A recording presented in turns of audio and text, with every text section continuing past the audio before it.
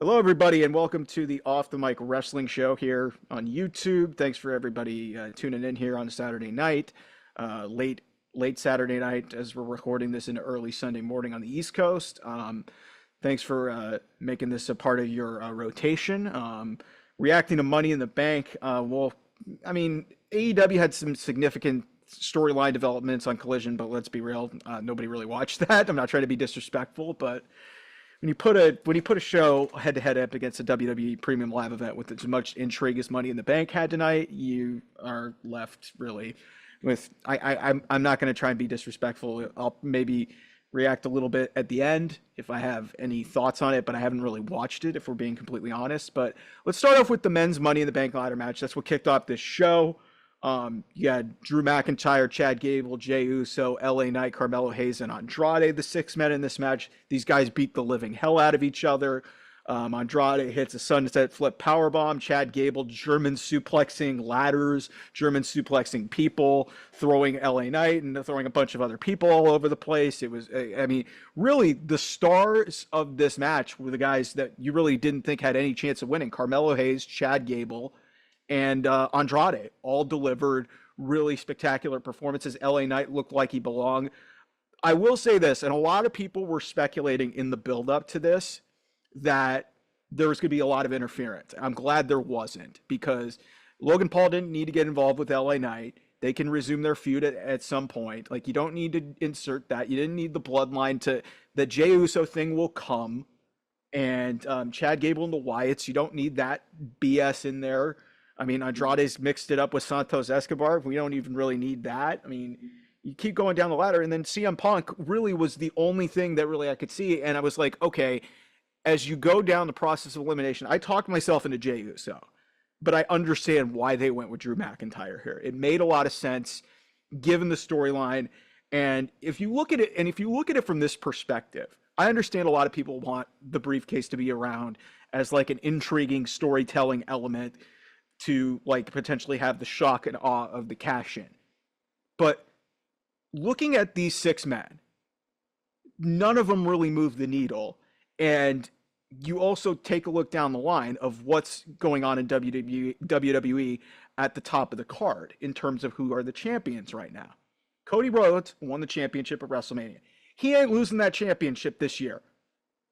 I'd be surprised if he lost it this year. I mean, maybe there's something that plays into it later in the year that leads to him getting it back. But Cody, I really think is going to be the champion going into WrestleMania 41 in Vegas. He's the face of the company. He just knocked off Roman Reigns, who had a 1,300-day title reign that was one of the longest in WWE history, the longest of the modern era. Like, Cody's the guy. So you're not going to cash in on Cody. He's not losing the briefcase, or he's not losing to a briefcase cash-in. So there's that. And Gunther, if you look further down the line there, Gunther is winning the World Heavyweight Championship at SummerSlam. He is going to get that belt. He basically loses the Intercontinental title, immediately goes on to win King of the Ring, and basically disappears. Because that's what we're building this thing to, is that Gunther is going to be the World Heavyweight Champion. He's going to hold that title through the end of the year, because I don't see anybody knocking him off. So, okay, so what are we doing here? So if you give it to Jey Uso, you know Jey at some point in the near future is going to be inserted back into this bloodline storyline, because Jimmy's going to come back. They're going to go counteract the bloodline. They're going to build Roman getting the trust back of his cousins and probably Sami Zayn to set up something which leads us into the Roman Rock feud and all that tribal chief stuff near the back half of this year and into 2025. So like that's there was no clear-cut real consistent option in terms of advancing a story better than Drew McIntyre. So I totally understand why people are pissed off that this was a waste of a cash-in, but this was the quickest cash-in I think on the men's side ever. He waited like an hour. He waited like an hour. That's a women's thing. So it was new for that. CM Punk gets more heat. If you were watching the post show, a lot of people were pissed off. Drew was pissed off. He hits Adam Pearce in the face. Wade Barrett has to hold him back. I think the heat levels of escalating this was the right decision. We'll get into the specifics of why there were some execution issues in how the match finished, but I understand it, and I think it's going to lead to some bigger and better things. But Drew, I think, made a ton of sense here. I think he was the right guy to win it, because, like I said, if realistically you look at the way the championships are going to be set up, there's nowhere for any of these guys to cash in and win a title. There's just no spot. So you're basically going to be leaving yourself open to the possibility that we get to the early stages and maybe the middle stages of 2025 when this briefcase's validity is running out. So there really wasn't a clear-cut option to really say, okay, you're going to give it to Carmelo Hayes or Andrade? That doesn't really move the needle, and so they're just going to be carrying it around as a prop, and if you're going to cash in, it's not going to happen until way, way down the line. And can you really keep that going? So in that respect, in looking at the options of what they had, I think they did the right thing by giving Drew McIntyre this briefcase. And like I said, we'll talk about like how the execution of how the cash in played out. It wasn't a surprise, but everything went the way that we expected it. Like, he was going to win, and then he was obviously going to cash in the World Heavyweight title match. So, all in all, really fun match, really interesting. A lot of great spots. Like I said, I think Chad Gable and I mean, LA Knight looked good in this match. Like, a lot of the guys got their stuff in, but yeah, specifically Chad Gable, Carmelo Hayes, and Andrade really, with a lot of their offense and just a lot of the high spots, really made this a very entertaining watch. All right, then we get to the Intercontinental title match. Hometown boy, well, not hometown boy, but home country boy, Sami Zayn defending the Intercontinental title against Braun Breaker. This was a great match. Braun Breaker, I got to tell you, for a guy in his mid-20s, this guy's a star. He can talk, he can move, he is electrifying in the ring, he is electrifying on the mic.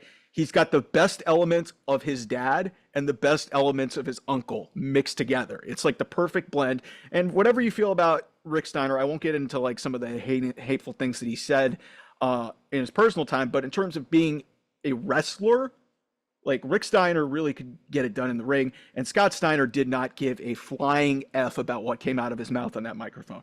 So Braun is the perfect blend of the Steiner brothers, and you see it showing on screen. I understand, and I'll go straight to the finish here. I was surprised. I'm not going to lie. I was surprised. I in my predictions, I predicted that Braun Breaker was going to win the Intercontinental title. But seeing the way that this played out, Sami pulls out another rabbit out of his hat. He's the Canadian Rocky, and pulls a miracle and retains the championship clean. I mean, Braun was selling a leg injury, but Braun looked fantastic in this match. All the offense, he had that top rope Hurricane Rana that he does, where he scales the ropes, and just effortless. To see a 250-pound man move the way he does is just insane. But Sami winning, I think, really is the right call, considering the build of this match really only was about a week and a half, and they really had a solid segment leading into the show, leading it on the go-home show for Raw. But there wasn't a lot of build here. And if you look at the post-match shot, Braun looks seething. We've already seen what Braun on the Warpath looks like. Turn him into a killer. Turn him into a maniac that is hard to contain, and build to a rematch potentially at either SummerSlam or somewhere else down the line, and have Braun win the title then. We've seen already what he's been able to do in effectively sending Ricochet out of the company in the right off of the angle to get Ricochet out of the company. So we've seen what he's done to Dragunov. We've seen what a menace he can be when he's angry. And like I said, it's almost like the Incredible Hulk. So I'm okay with this decision. I understand why people are not okay with this decision, because apparently everybody's gotten into this prisoner of the moment. I think it's a Vince McMahon trope. It's also kind of an AEW trope where wins and losses matter. Like, I understand that there is an element of sport to professional wrestling, but wins and losses don't have to mean everything when it comes to a booking of a character. So let's see how they follow up this thing with Braun Breaker and see if he can turn into, you know, a menace and just absolutely be on the warpath and just wreak havoc and make Adam Pearce's life a living hell, and just go after officials, go after everybody until he gets what he wants, rather than just like hot shot this. And like you still have Sheamus potentially out there, Kaiser's still out there. There's still some meat on the bone here for this Sami Zayn title reign. So like I get it. I get it. And I don't think Braun even losing clean is really even hurt that much by this decision. Like I thought it seemed like a natural progression, but this is a different WWE. It's like we're not prisoners to like, wins and losses in terms of that. And Sammy's character really, this has been what it has been through the early portions of this year into WrestleMania, beating Gunther, and then obviously getting through Chad Gable a bunch of times. Like he perseveres, he overcomes adversity no matter the stakes, no matter the circumstances. This was a really tough challenge for him, and he overcomes it. He beats the odds, and congratulations. Like it was a great match. It was a good watch. Crowd was really into it. So there we are. And then we get to really what was probably the biggest storyline on this show in terms of like, what really created a lot of headwaves, because it's a very divisive topic. Damian Priest and Seth Rollins for the World Heavyweight title. Great match. Guys were trading move for move. Damian Priest, from an in-ring perspective, has been a hell of a world champion. I'm still a little bit hit and miss on his promos and just his ability to carry himself like a world champion. There was no Judgment Day shenanigans in this, which I thought might play a role into this, and maybe there might be a screw job here with Damian losing his position in the Judgment Day. But clearly, with the way that this played itself out, it's clear that we're heading towards that in the build-up to the match with Gunther at SummerSlam. And you know what? Damian's earned the right to carry that title into the second biggest show of the year. He's done it really well in ring work. And if you're gonna take the title, you might as well have a decent reign rather than just give it back to Seth. I thought that Seth Gunther was the bigger match to make, but maybe they feel, okay, we need to build this and we need to make it feel like a bigger deal than just doing a 1 month build, knowing that Seth's just going to drop the championship and just put over Gunther. So they obviously see a little bit more of meat on the bone to just, go further down the line. Okay, so let's get to the finish, which is what a lot of people are talking about. So Seth goes for his jumping to the top rope spot where he hits the superplex and goes for the Falcon Arrow. It gets countered by Damian, and Damian can't do it. It gets countered by Seth. He hits the Falcon Arrow. It's a 1, 2, and then the referee just stops counting. Some people are thinking it was a production botch. It sounds like Damian had a stinger, so that's why he didn't kick out. Usually in these situations, referees are told to just count it as a shoot. So it was a botch, and it's unfortunate that kind of scarred this match. But obviously, more investigating is going to need to be done. Damian didn't seem to be too thrilled with the way the whole thing panned out. It sounds like there was something went wrong, and Damian I think just suffered a stinger, and it's he couldn't kick out. So, okay. I mean, this is live programming. This is kind of an element of sport. You just can't predict what's going to happen. So Drew gets out there as quick as he can, comes in, cashes in the briefcase, makes it a triple threat. He looks like he's going to go for the win. And then all of a sudden CM Punk shows up, and CM Punk starts beating the living hell out of McIntyre, hits him with a chair, brings it back in the ring, hits him with the belt. For what I don't even recollect what happened to Seth. I mean, maybe if I remember correctly, and I'll have to go back and watch it. Maybe there was a Claymore or something, or a Future Shock, but Seth was out of there for a long time. I was wondering if Seth was going to come back in, but after all of this chaos transpires with CM Punk getting involved in this match, mind you, it's now a triple threat, so there's no DQs. It leads to Damian Priest hitting us out to heaven and just winning the match.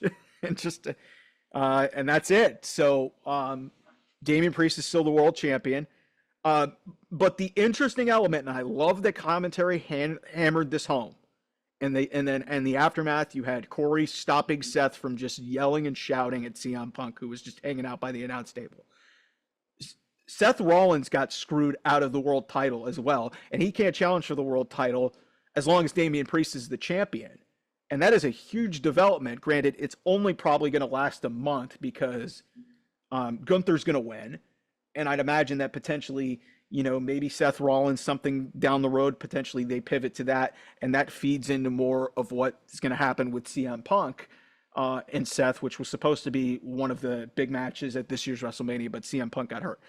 I know a lot of people are mad. Again, I touched on it earlier about, Drew McIntyre and the briefcase being sacrificed for this angle.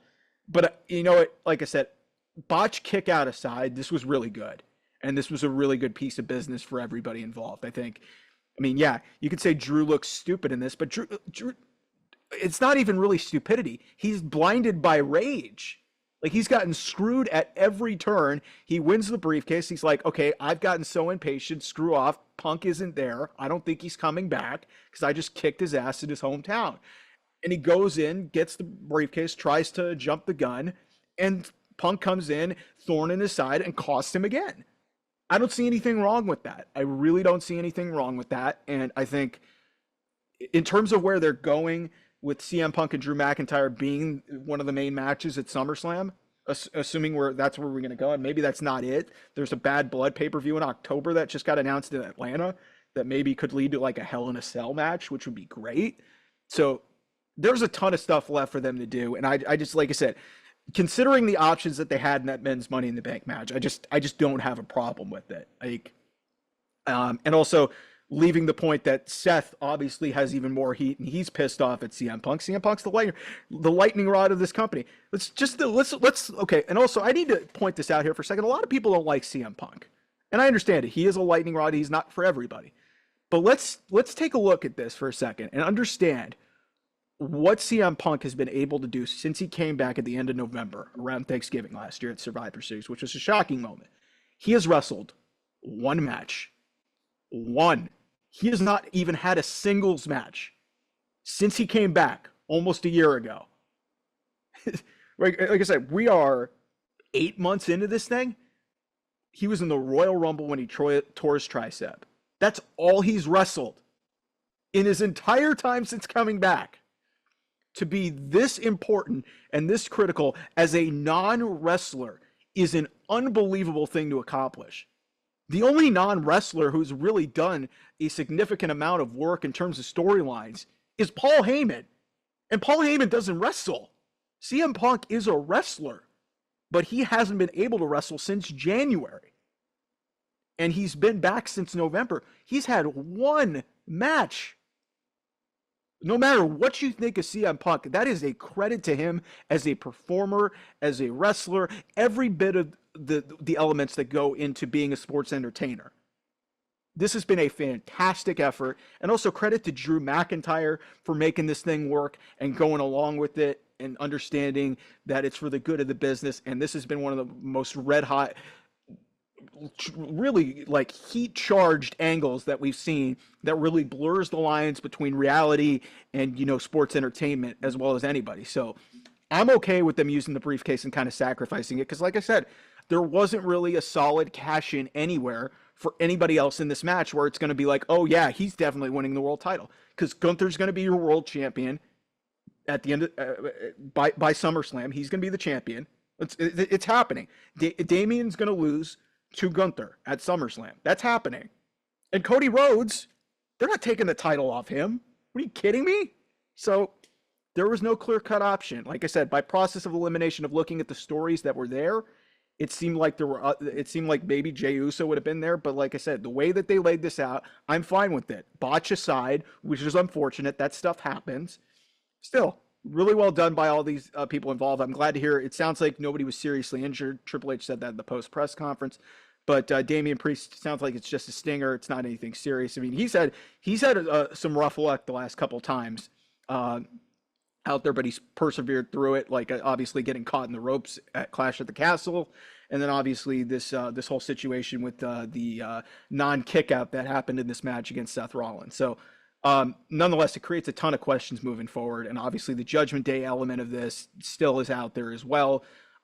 We can talk about that when we get to Raw and we get past a lot of this other stuff leading into SummerSlam. So women's Money in the Bank match. Holy crap, what a match.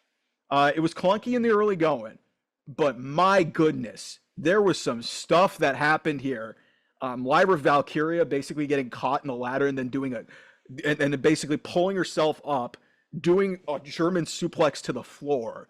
Like that was unbelievable. Io Sky being a damn maniac and hitting it looked like a Michinoku driver um, on Zoe Stark onto a ladder bridge, which was insane.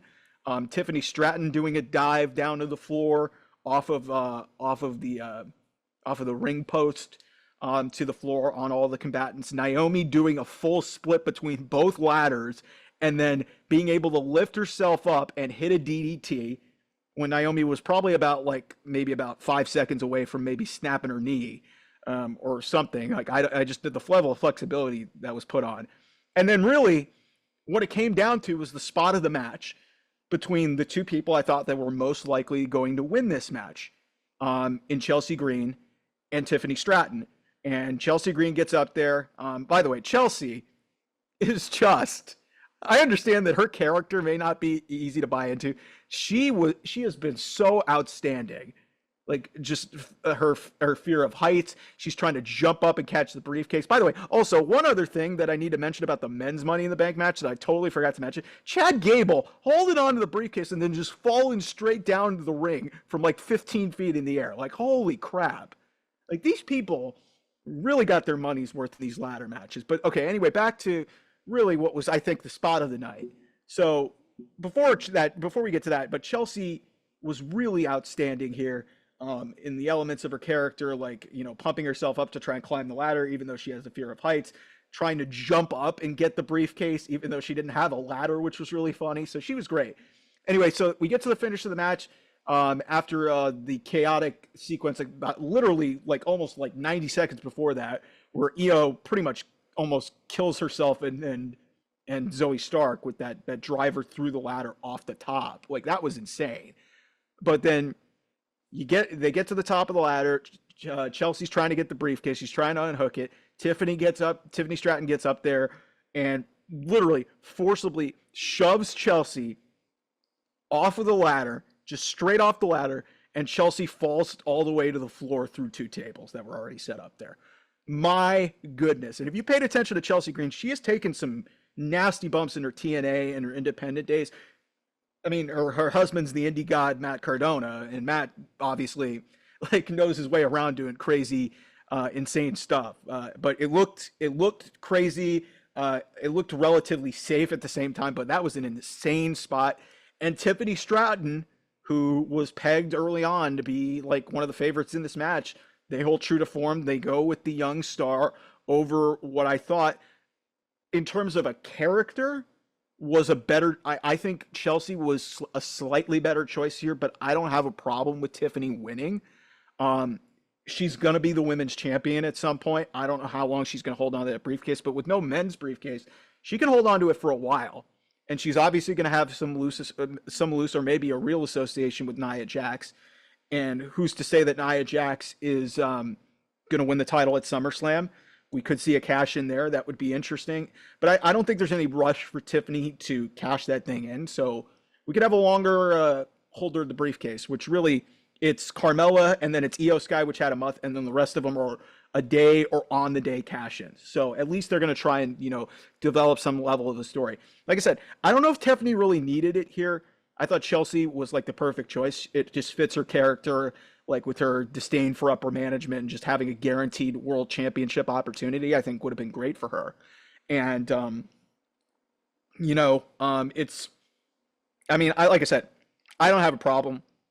All six women looked really great in this. I mean, Zoe Stark had a couple spots that were kind of missed, but like I said, she made up for it with a couple of really like nasty landings. But yeah, all in all, like I'm not like, it was a good choice. I think the right winner was going to be Chelsea Green in this situation, just because of, you know, the way she had built up her character, how over she had been. It's in Canada. There was just a lot there. And like I said, but kudos to her, like, you know, taking the bump of the night and really the spot of the night, all with that nasty fall all the way to the floor through those tables. So Tiffany Stratton's Miss Money in the Bank. She had a nice segment with Trish Stratus backstage. And that was really cool. I don't know if there's going to be something down the line there, but I think that was really well done with the future of the women's division, with the greatest female competitor maybe ever in Trish Stratus in her hometown, her home country. Speaking of Trish Stratus, before we get to the main event here, John Cena showed up on this show. Interesting enough, 3 of the last 4 Money in the Bank shows, 2021, 2023, and 2024, John Cena has shown up as a surprise. 2021, he showed up at the end of the show to surprise Roman Reigns and challenge him at SummerSlam. Last year, 2023, in London, goes out there, has a segment with Grayson Waller and pleads to get WrestleMania to London. And then this year, brought out by Trish Stratus. I love the way that Trish had the callback saying, yeah, this was one of my former tag team partners. And John Cena comes out, you see his merch saying it's basically the last ride. And right off the bat, he cuts to the chase and basically says, hey, I'm retiring. I am retiring. Glad it was cleared up.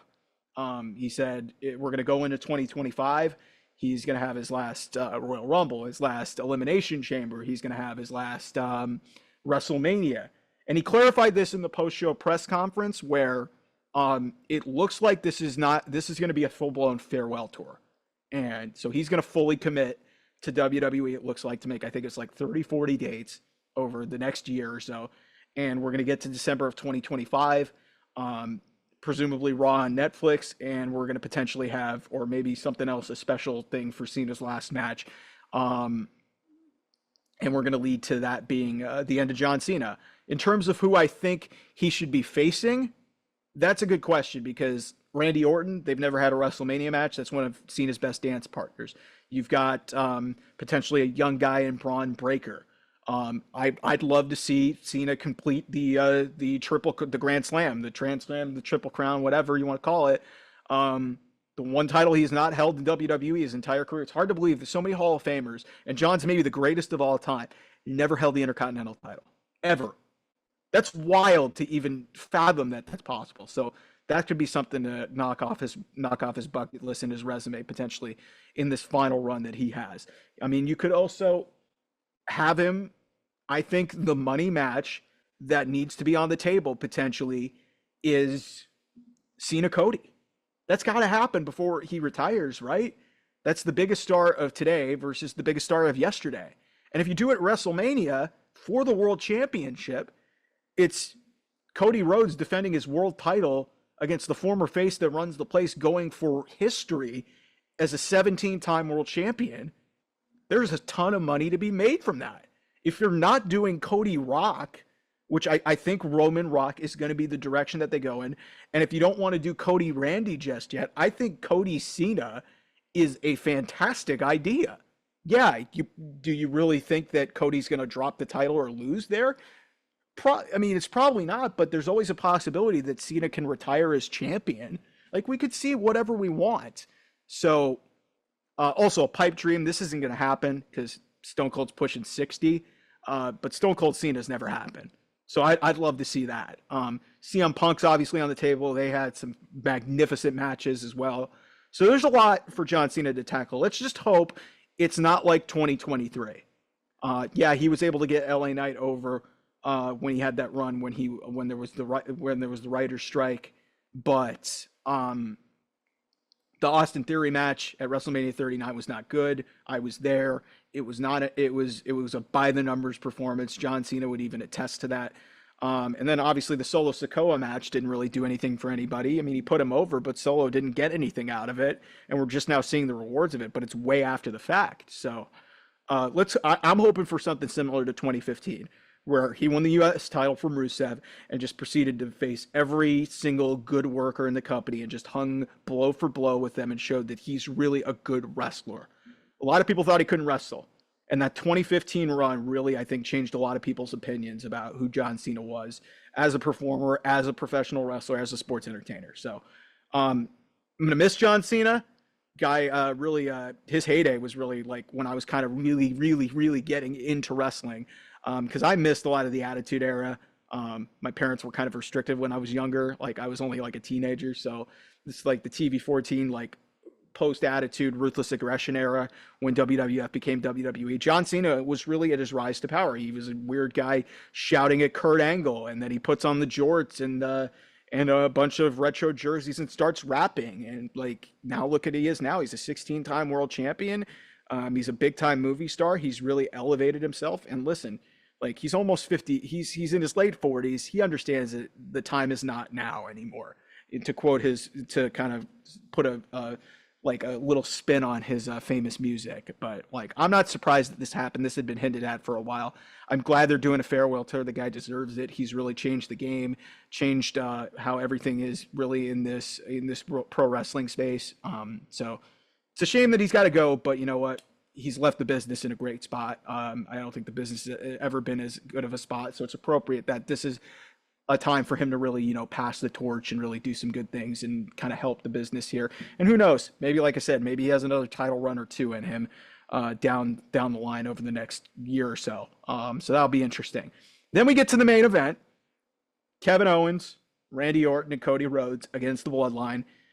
It was Tama Tonga, Solo Sikoa, and Jacob Fatu. Tonga Loa was not in this match. And even in a run-in, he screwed up his one big spot of the match, which was a low blow, and he had to do it twice. I thought it was the, to quote Taz, it was a double Yambag City. No, it was a whiff Yambag City and then an actual Yambag City. It was not a perfect match at all. And, it was not, by no means whatsoever, was this anything remotely good from Tonga Loa. So, like, listen. Here's where we are in terms of really what we're looking at with this match is like it was a good brawl, and then you had a double rough bump, a lot of big time spots near the end of this match. Kevin splashing somebody through a table. It ultimately leads to the finish of this match, which was the right call. If you're going to have Solo Sikoa be in the match at SummerSlam and face Cody Rhodes, a lot of people were disappointed Roman Reigns, Jimmy Uso didn't show up. This was fine. I think for what it is to establish Solo as this killer. But I think the MVP of this match was Jacob Fatu. Jacob Fatu looked like Solo was gonna basically like eat 3 crossroads and ultimately get it. Jacob comes in, gets the super kick. They get the spike and everything, and it's over, and Cody gets pinned. But Jacob Fatu is already outshining the rest of the Bloodline. Tama Tonga is fine. Tonga Loa is kind of a hot mess, the former Camacho. And Solo, do we really buy into him? Like, do we really, really buy into him? So that's my problem with that angle of this, but I understand where this is all going. We're going to SummerSlam, Undisputed Championship.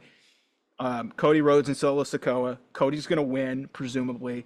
I don't know if it's going to be because of Roman Reigns or Roman Reigns is going to return after the match, but here's what I fully expect is going to happen. It's going to be an interesting build. Maybe you have Kevin and Randy. I don't think they'll go after the tag team titles. I think maybe you have them face members of the Bloodline in a tag match or some capacity on SmackDown or in the lead up to SummerSlam. But all of this is really leading to Roman Reigns getting back and starting the formation of the OG Bloodline. So all in all, a really good show. Some unpopular decisions, but WWE's trying to get to really a point of storytelling. So I totally understand where they were going with a lot of these things. Get at me on Twitter at OffTheMic28 or at OT Mike Wrestling. We'll have this up on the YouTube channel. I'm at OffTheMic28 on YouTube. We'll see you guys real soon. We'll react to Collision and some of the other stuff later in the week. Also Monday Night Raw coming up. This is an exciting time in wrestling. So talk to you guys real soon. Bye-bye.